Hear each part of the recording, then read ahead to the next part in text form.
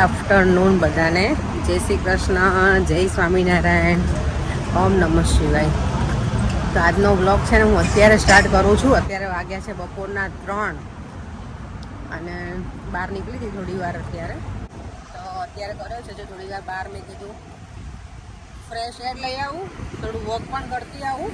Weather સારું છે એટલે મજા આવે એવું છે બહાર. તો લંચ હજી મેં કર્યું નથી, બાકી છે, હમણાં કરીશ. ભૂખ નથી લાગી એટલે મેં થોડી વાર રહીને કરીશ. અને યસ, આજે છે ને પર્યંત ફાઇનલી કાનાને કુરિયર કરવાના છે. કારણ કે કાલે કરવાનું હતું તો કાલે શું હતું, હા પેલી બ્રાઉન ટેપ આવે ને ઘરે નહોતી તો પર્યંત કે આજે નથી થયું. બીજું કંઈ વાંધો એટલે કે આજે હું કરી દઈશ, કાનાને 2-3 દિવસમાં પહોંચી જશે. તો યસ, આજે વિડીયોની બિટવીન કોમેન્ટ રીડ કરું છું કારણ કે બહુ બધાની કમેન્ટ છે અને સરસ સરસ કોમેન્ટ છે. તો અને દિલથી બધાને thank you so much once again કે બહુ બધી હજી આજે પણ એટલી કમેન્ટ આવી છે. ગઈકાલના વિડીયોમાં પણ એટલી કમેન્ટ હતી બધાની બર્થડે વિશ માટે થઈને. Thank you so much. બધાનો ખૂબ ખૂબ આભાર તમારા બધાનો. અને એ કમેન્ટ કરી છે રક્ષા ઝાલા. એમની કમેન્ટ છે, હેલો બેન, you don't look that age, you look more younger, you got nice gift from your hubby and Devam wrote nice card, God bless you and stay blessed. Thank you so much રક્ષાબેન, તમે મને આવી comment કરી મારો દિવસ બનાવી લીધો. Obviously મને ખબર છે કે હું આટલા વર્ષની થઈ ગઈ છું, પણ કોઈ આપણને એવું કહે કે તમે હજી યંગ લાગો છો તો વધારે મજા આવે આપણને. સલૂનથી જો નીકળી ગઈ છું અને હવે અત્યારે જ રસ્તામાં જ મને થિંક કરવું પડે કે ઘરે જઈને હું શું બનાવવાની છું ડિનર માટે. લેટ્સ સી હવે આજે હું શું બનાવું, કંઈ જ ખબર નથી મને. અને મારી બસ પણ આવી જ ગઈ છે. લકી મી કે જેવી અહીંયા આવીને તરત મારે આવી ગઈ છે બસ, એટલે ફટાફટ ઘરે પણ પહોંચી જઈશ. જો હું જેમ તમને કહું ને એટલે ઘરે જતી હોઉં ને રસ્તામાં હું કાંઈ ને કાંઈ શોપિંગ કરું. આજે જો મેં કાંઈ નહીં પણ તો એ રાખડી તો મેં લઈ લીધી કારણ કે રાખડી મને લેવાની હતી, પણ હું કાલે હું ગઈ હતી ને ત્યાં મને ગમી નહોતી એટલી બધી. તો આજે મને અહીંયાથી ગમી ને તો મેં લઈ લીધી છે રાખડી. એટલે ફાઇનલી મેં રાખડીની શોપિંગ પતી ગઈ છે. હવે બાકી છે મારે દેવામને જે રાખડી બાંધશે ને એ લોકોની ગિફ્ટ લેવાનું. હવે એના માટે હું કંઈક વિચારું છું કે શું કરીશ. જો અત્યારે જ નક્કી કરી નાખ્યું છે કે ડિનરમાં શું બનાવવાનું. પરેંગને પૂછ્યું, દેવમને એમ કહે છે કે મમ્મા મને બહુ ભૂખ લાગી છે. એટલે અત્યારે હવે બનવાના છે બ્રેડ પકોડા. એટલે અમે એને પકોડા કહીએ, બ્રેડ પકોડા એવું નહીં.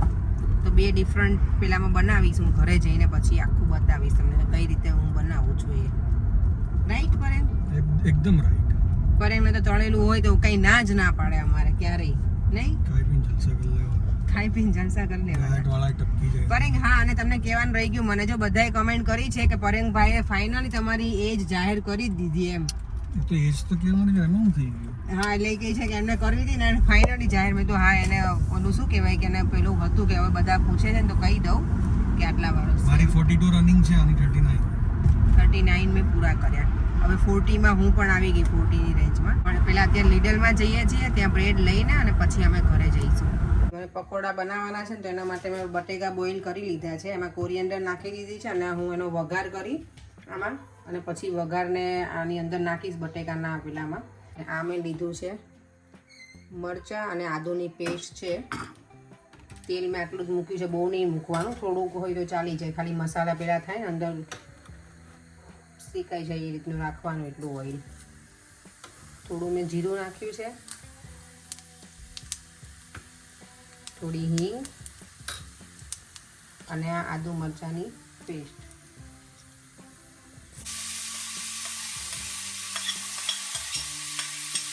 થોડું એમાં હળદર નાખવાની, ધાણા જીરું પાવડર,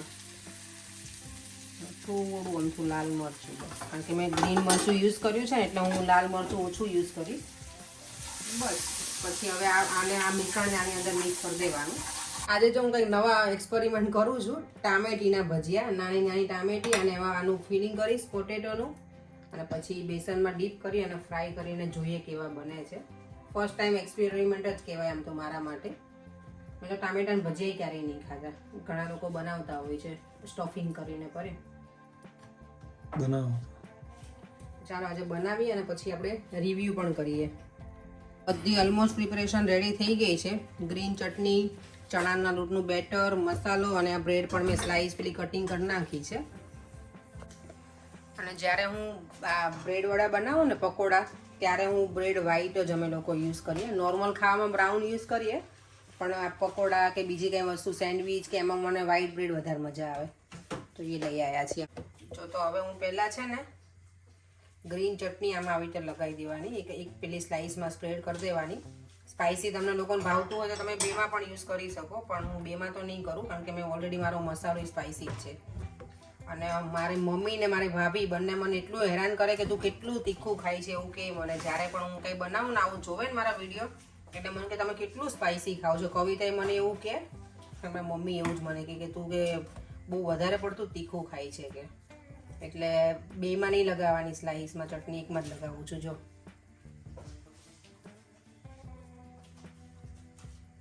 વાહ વાહ વાહ, આજે તો કંઈક નવું બની રહ્યું છે.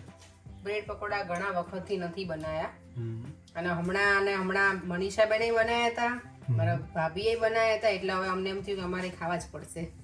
પછી જો આજે આખો મસાલો સ્ટફિંગ કરી અને એને આવી રીતે ક્રોસમાં 2 પાર્ટ કરી નાખવાના, ટ્રાયેંગલ.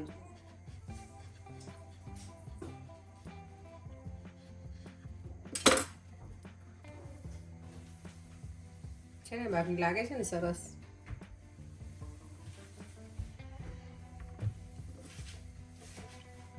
તમને જે શેપમાં ગમે એવા તમે કરી શકો. ઘણા સ્ક્વેર પણ કરે, ટ્રાયેંગલ પણ કરે.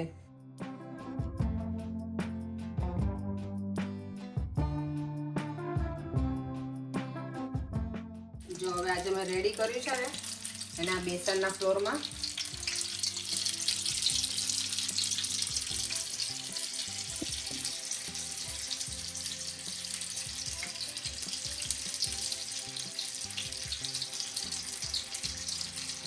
આઈ હોપ કે આપણું થાય નહીં.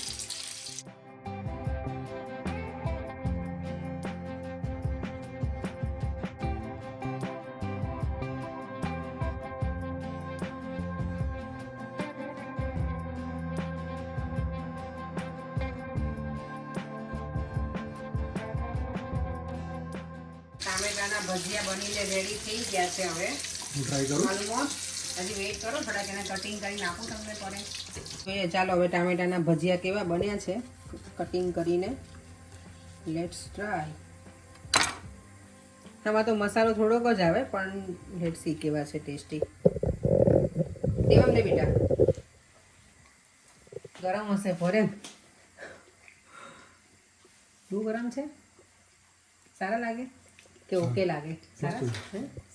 તો કોઈને બનાવવા હોય તો બનાવી શકાય ઘરે, ચાલે આવા? સરસ છે. Okay.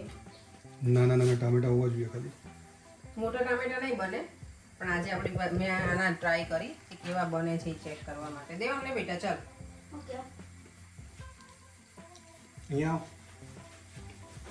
Come here, come here, come here, come here. ગરમ હશે બેટા, ટ્રાય ધીમે રહીને કરજો બેટા.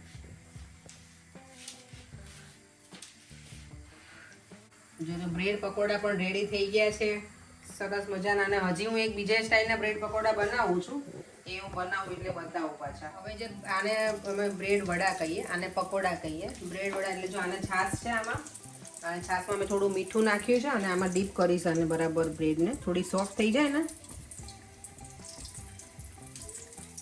આવી રીતે. પછી સોફ્ટ થઈ જાય એટલે આને આમ આવી રીતે કટી અને બધું પેલું છાશ નીકાળી નાખવાની બધી, અને પછી એમાં સ્ટફિંગ કરવાનું પોટેટોનું. એનાથી શું થાય છાશથી તમે કરો? સારો ટેસ્ટ આવે, ક્રન્ચી લાગે. પર એમ ઘણા પાણીમાં પણ કરે. આવી રીતે કરી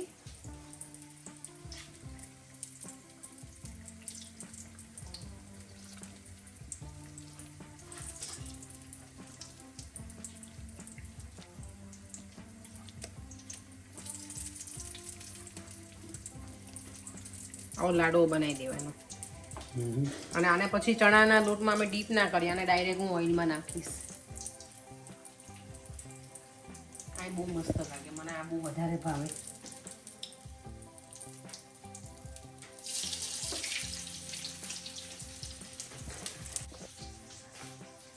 દેવા અને પરેંગ તો બંને બેસી ગયા છે ડિનર કરવા માટે. બોલો કેવું લાગ્યું? એક નંબર. એક નંબર. દેવમ 2 નંબર. 2 નંબર એટલે શું 2 નંબર એટલે બહુ ગરમ છે એટલે ઓકે પણ ટેસ્ટ કેવો બેટા સારું પણ તમે ટામેટાના વધારે ભાવે કે આ ગમે ટામેટાના પહેલે વખત ખાધા સારા ઓકે અને અમને જો છાશ તો જોઈએ જ સ્પેશિયલી મને તો છાશ જોઈએ જ ફરે એને કમ્પલસરી નથી એવું કે લોકોને જોઈએ પણ મને જમવા ટાઈમે છાશ જોઈએ જ અને ઓલમોસ્ટ મારા આ વડાઈ ફ્રાય થવા આવ્યા છે આ લાડવા જેવા બનીને થઈ ગયા છે સરસ મજાના બ્રેડ વડા રેડી થઈ ગયા છે અને આ પકોડા અને આ બ્રેડ વડા લાડવો બનાવી અને ફ્રાય કરી દેવાનું આ મજા આવે થોડું ક્રન્ચી લાગે અને ટેસ્ટ ડિફરન્ટ લાગે બરાબર તમે ટેસ્ટ કરશો એ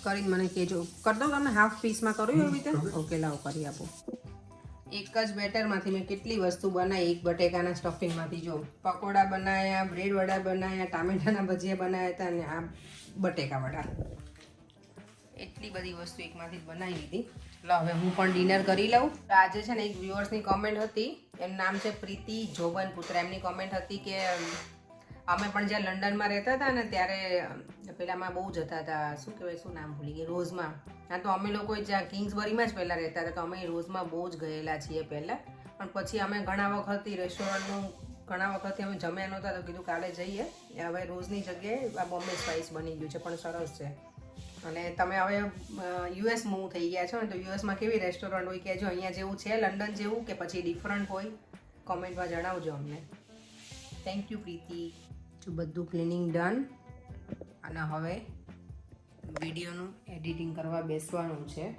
અને જો આ બંને બાપ દીકરો શું કરે જ જોઈએ